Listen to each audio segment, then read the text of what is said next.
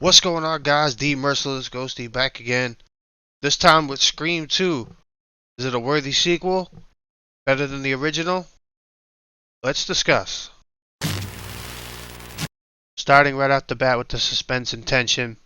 There is little of that in this film. They try to ramp it up in the opening scene like the first movie. It's just not nearly as effective in my opinion. They went for the shock value and it just doesn't really work as well in my eyes. But there are a couple nice moments throughout. Like when Sydney is doing the theater play, everyone is wearing masks. One of them is Ghostface. Why Sydney would be in a play where everyone is wearing masks after everything she's been through doesn't really make much sense. But we'll save that for the writing. But Ghostface blends in the crowd, and he gets closer and closer to where as the play goes on, as she kind of is going through. It's a really nice moment because you're not real sure where he is and how close he is to her throughout, other than a couple of moments. And it's also never really clear whether it's actually happening or she's imagining it. So I think it's a really nice tense moment. There is another scene where Ghostface kills the cops. This is the two best cops we got on the force, quote unquote cops, that offer nothing more than two more people to add to the body count. Ghostface takes over the car, he crashes the car, and is knocked out. Sydney and the roommate have to, you know how like those cop cars have the little cages in for the prisoners in the back. They can't get out any other way except climbing through the cage and crawling out the driver's seat door where he is. So they have to go over him. But they do a nice job of making you think there's going to be a cliche jump scare where he grabs one of them, but it never comes. I think that's another nice moment of tension. Besides those two moments, though, this film really lacks tension. But it does have nice moments, so I'll give it a 4 out of 10. I think that's being a little bit generous, but I'll give it that. Next up, we got kill creativity. This film does ramp it up a bit with the kills and the gore, although still very mild for a typical slasher film. But there is enough carnage candy to satisfy you gorehounds out there. Most everything is pretty basic again though. Done with the knife. He does throw Sarah Michelle Gellar off a roof. There is also a major death from the OG cast. Randy dies in this movie in a pretty lame way though. It's off screen, we just get to see the aftermath. There is one kill with the nice effect where he kills one of the cops like I mentioned earlier. A pipe goes through the cop's head. It's a really nice moment, gory moment. It's one of the really only cool effects in this entire franchise, to be honest. Overall, much higher body count, but not super creative. But I'll give it a 6 out of 10 for the ramped up body count. Next up, we got the writing.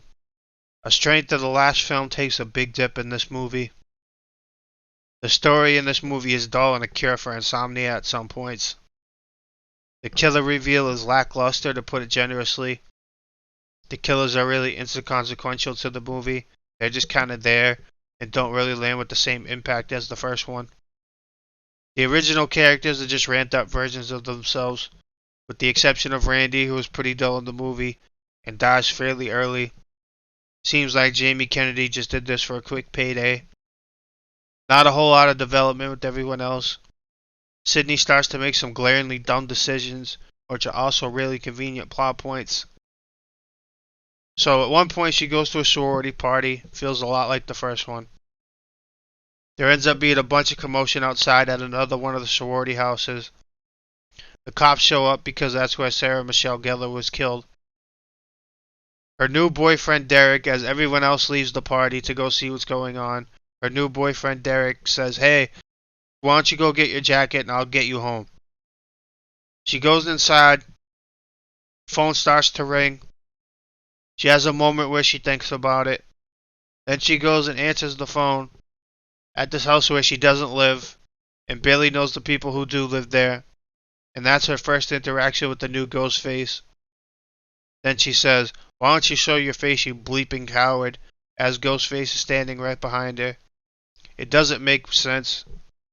Another moment, as I mentioned in the suspense moments, where she has to climb over him in the car to get out. Her and her friend have a clear getaway right there, and she stops and says, "I gotta know who it is." She runs back to the car. Of course, Ghostface is gone, and he ends up being right behind her friend and kills her friend right thereafter. I don't like it, Jim. It's pretty stupid. The rest of the OG cast, Dewey is slower than usual in this film. His reactions, facial expressions don't feel real. It's over the top. Same with Gail. She's even more money hungry and fame seeking in this movie. It doesn't feel real or natural. There's no real bond with most of the OG cast outside of Sidney and Dewey.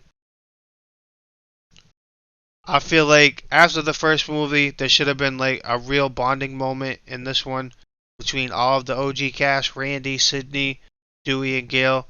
But there really is none.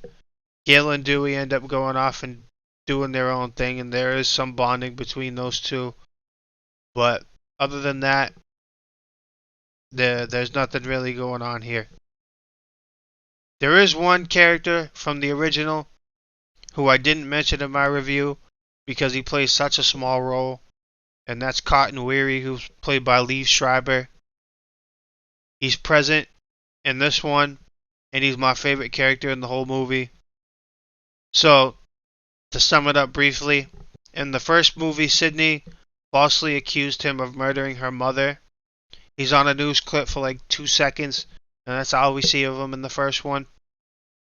In this one, he's the most developed character in the entire movie. So it starts off where he shows up and he tries to get Sidney to do an interview so he can get some TV time and get his name cleared. He has a crucial role in the ending.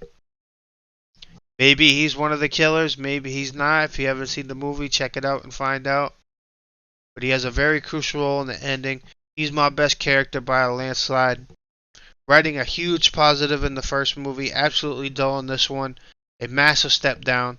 The development of Cotton Weary as a character saves it slightly for me. I'm going to give it a 6 out of 10. A 2.5 point dip from the first one.